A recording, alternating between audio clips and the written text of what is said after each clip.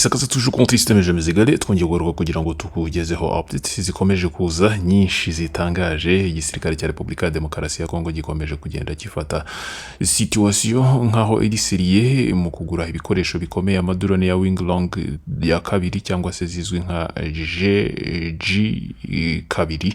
Izi rero zikaba ari za drone zikomeye nyuma yuko hamenwe CH4 imenwe n'igisirikare cy'abagreseri mu mutaka wa M23. Kugeza ubu rero nibwo bahisemo kugenda bakora update bakagura WL3 yitwa Winglong ya gatatu, nayo ifite ubushobozi bukomeye cyane. Izi Winglong rero zikaba zifite ubushobozi bwo guhagurukira njiri zigafrapa Goma mu masaha agera kuri 3 gusa, kandi zirukanka zigahita zibikora zikongera zikagaruka. Ni igihe rero cyo kugenda no kugaruka. Zikaba rero zifite ubushobozi bwo gukubitira muri metero 9,000, zifite ubushobozi bwo kumara amasaha arenga muri za 40 ziri mu kirere. Amasurveillance zirayakora cyane, ndetse kugeza ubu ngubu ibitero byo birakomeje. Ni mu gihe kandi nanone ama attaque kuri position za FARDC n'abazarendo bakomeje kugenda agaragara, ariko kugeza ubu ngubu muri Uvira ntabwo umutwe wa M23 wari wabigerageza, aho rero nanone bakomeje kurwanira mu bice bya Bukavu. Repubulika ya Demokarasi ya Kongo ikomeje kubona nkaho solution militaire ari cyo cyonyine gishobora gushoboka, kubera yuko Doha nayo imirananizwa. Uyu munsi kwa 15 z'ukwezi kwa 7 2025 nibwo rero ibya Doha biri bube bifunze imiryango. M23 ikaba rero ikomeje kugenda ishaka uburyo inegosia mu buryo buyifavoriza, ariko bikaba byarakomeje kwanga kubera yuko integrité territoriale za Repubulika ya Demokarasi ya Kongo zigomba kubahirizwa. Kugeza ubu ngubu rero hakaba hakomeje kugenda hagaragara yuko ibice byombi bishobora kurwana. Intambara yo iragaragara ko iri emina mu gihe rero kitari kure, kubera yuko bisa naho nta mahoro ashobora guhita aza. Kugeza ubu icyumweru kirashize, abazarendo bakaba barakomeje kuransa ama offensive mu misozi ya Nyabangere ahitwa muri Kasha. Bari kurasa abarebere umutwe wa M23 cyane cyane mu bice bya Bukavu. Komba zikomeje kugenda ziba nini cyane mu bice byabagira. Kuva mu gitondo cy'uyu munsi abareberi bakaba bakomeje kugenda barupuswa n'abazarendo mu bice bitandukanye muri komine ya Bagira. Igitero gikomeye gikomeje gutyara rero, gikomeje kugaragaza yuko mu by'ukuri hakomeje kugaragara ko nta mahoro ashobora guhita aza. Ni mu gihe discussion kuri accord zikomeje Doha nyine, ariko ibice bya M23 iri gupanga abasirikare ndetse n'igisirikare cy'abagreseri kigakomeza gukora ibishoboka byose kongera umubare w'abasirikare nk'uko bikomeje kugenda bitangaza.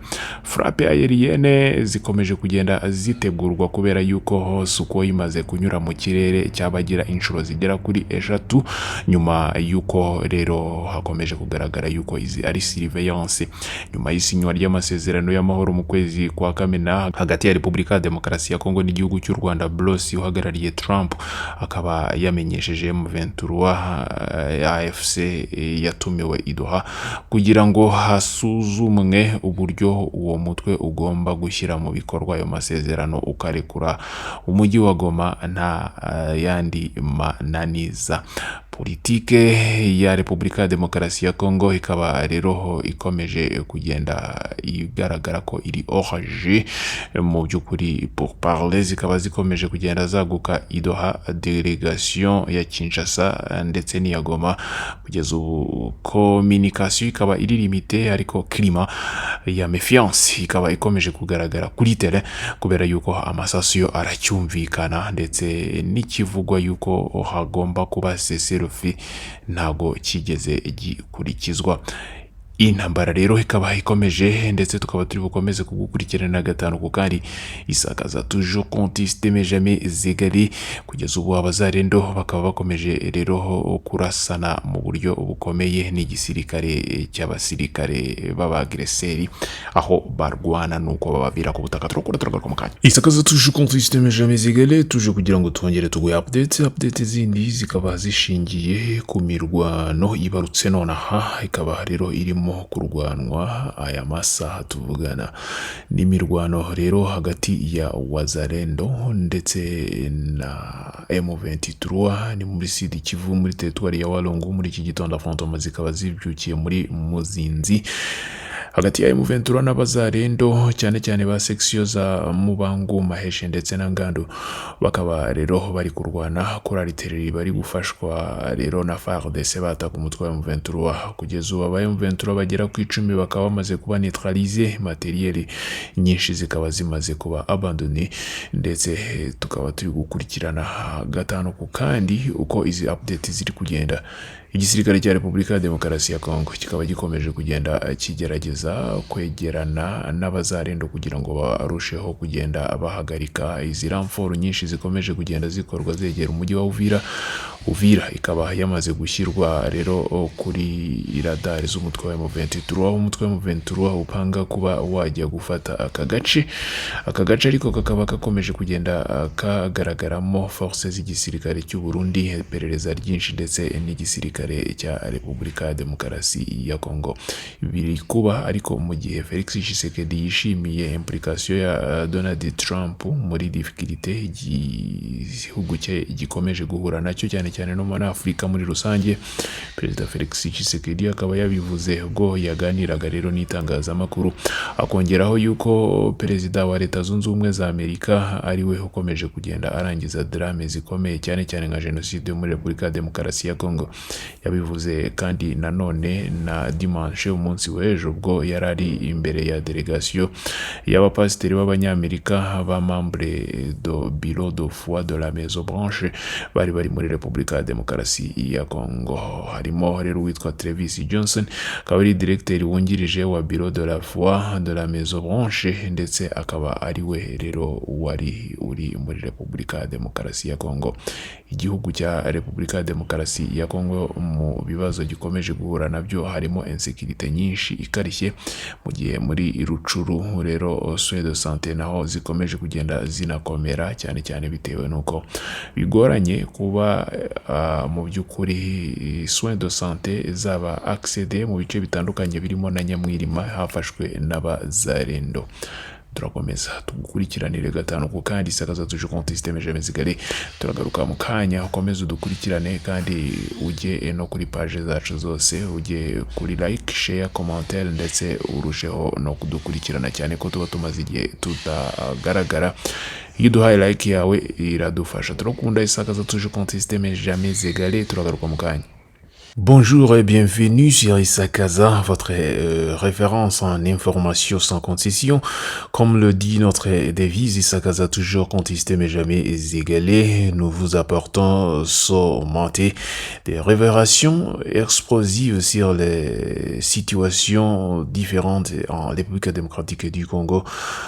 Ce qui concernait l'apport confidentiel de l'ONU accusé le Rwanda de commander les rebelles du M23, coup d'État Kinshasa et des autres détails dans son bulletin spécial de 6 minutes. Un rapport confidentiel des experts de l'ONU révélé ce 2 juillet 2025 par l'auteur confirme sans équivoque le rôle central du Rwanda dans l'offensive du M23 dans l'est de la République démocratique du Congo. Les rebelles du M23 qui ont pris le contrôle de Goma et Bukavu au début de cette année de 2025, agissant sous le commandement rwandais, bénéficiant d'armes sophistiquées et d'un entraînement militaire fourni par les Kigali. Parmi des équipes et des équipements livrés, il y a des systèmes de technologie capables de neutraliser des cibles aériennes, offrant aux M23 un avantage tactique face à l'armée congolaise affaiblie. Le Rwanda qui nie tout cette implication depuis des mois est directement mise en cause pour la formation des recrues du M23 dans ses bases militaires à Gabiro, Nacho et les autres de Gakou. Déploiement de 6000 soldats dans le Kivu avant l'offensive. Violation de l'embargo sur l'armée avec des livraisons massives aux libères. Pire, le rapport évoque une attaque meurtrière contre la MONUSCO en janvier 2025. Une casque bleue tuée et les autres 4 casques bleus ont été blessés. Et cette attaque est découvert qu'il était lancé depuis une position rwandaise. Contrairement aux arguments légitimes de défense avancés par Kigali, les experts estiment que le Rwanda cherche à atteindre son influence territoriale, exploitant les divisions locales et l'instabilité chronique de la République démocratique du Congo, ce qui cause le Rwanda d'initialiser les attaques d'agression. Ce rapport, qui sera bientôt publié officiellement, risque d'enflammer les tensions entre Kinshasa et Kigali déjà en plus haut. La communauté internationale, notamment le Conseil de sécurité de l'ONU, devra trancher des sanctions contre le Rwanda et statu quo, ce qui cause des problèmes exacts. L'ONU a accusé le Rwanda de diriger différentes opérations sur la partie orientale de la République démocratique du Congo. La semaine dernière, le M23 avait appelé à la reprise des discussions afin de régler les points restés suspens dans l'accord de paix signé en juillet à Washington entre Kinshasa et Kigali. Pour le moment, c'est très difficile le terrain. Les Wazalendo attaquent les M23 et les M23 attaquent les Wazalendo. Situation est vraiment très dangereuse et très préoccupante. Après le coup d'État qui s'organise à Kinshasa, et aussi le coup d'État a été stoppé par l'armée parce que Christian Chiwewe est le chef de ce coup d'État, qui était aussi le chef d'état-major, est allé avec des autres militaires regradés au Congo. Isaka a toujours contesté mais jamais égalé. Et reste avec nous, notre cher téléspectateur. Nous retournerons à bientôt pour vous informer de plus. Isaka toujours contesté mais jamais égalé. Twongeye kugaruka kugira ngo tuguhe update mu gihe hakomeje kugaragara yuko rero ubutegetsi bwa leta ya Washington bwamaze gutangaza mu buryo bweruye, bitangajwe na Trump, yuko abategetsi bo mu burasirazuba bwa Afurika ari bo babiri, Felix Tshisekedi na Kagame, bagomba guhurira imbere ye bagasinya amasezerano. Hakomeje kugaragara muvoma nini z'abasirikare b'umutwe wa M23 bakomeje kugenda bambuka igihugu cy'u Rwanda. Ntago cyakuye abasirikare, ahubwo biravugwa yuko gikomeje kubongerayo kugeza ubu. Ibice bya Repubulika ya Demokarasi ya Kongo bikaba bikomeje kugenda bigaragara yuko bigikontororwa n'umutwe wa M23. Kugeza ubu kontrole ku mujyi wa Bukavu n'umujyi wa Goma ndetse n'ibice bihakikije iracyafitwe na AFC, ari nako rero kandi kugeza ubu nta na kimwe cyari cyagaragara yuko barekuye biriya bice. Ubuyobozi bwa Trump bukaba buvuga yuko bombi bagomba kuba bageze rero mu byumweru bibiri imbere ya Washington gusinya aya masezerano, mu gihe Perezida Paul Kagame aherutse kuvuga yuko ngo byanze bikunze bikomeje kugaragara ko uko bigenda bishyira yuko bisatira iyo minsi ashobora kutazajyayo kubera uko aherutse kumvikana avuga. Yumvikanye rero avuga amagambo akomeye ku munsi w'ubwigenge bw'igihugu cy'u Rwanda, aho yavuze akumvikanamo avuga ngo foolish. Ubuyobozi bwa Trump bukaba rero bwarashinjwe kuba ubuswa cyane mu guhana abayobozi b'igihugu cy'u Rwanda, barimo Kabarebe ndetse n'ibindi bihugu byagiye bitangaza ibihano ku gihugu cy'u Rwanda. Hashize rero iminsi ibi bihano bitangajwe, igihugu cy'u Rwanda kikaba cyaramaze guhanwa perezida w'iki gihugu akaba rero yarakomeje kugenda yumvikana atumva impamvu hakomeje kugenda hagaragara ibi bihano iki gihugu gihabwa.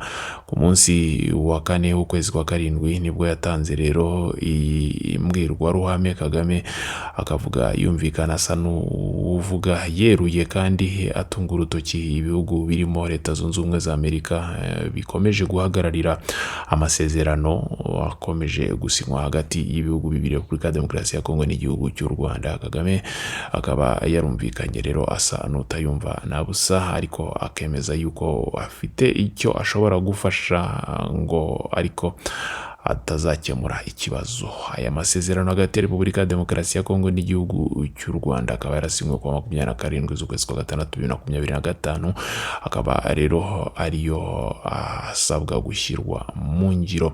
Kugeza ubu ngubu bikaba bikomeje kugaragara ko impande zose nta ruhande rukomeje kugenda ruberwa, ariko igihugu cya Repubulika ya Demokarasi ya Kongo kikaba kigaragaza yuko kibifitemo inyungu kubera yuko byanze bikunze kigomba kubona amahoro mu buryo bugaragara kandi bweruye.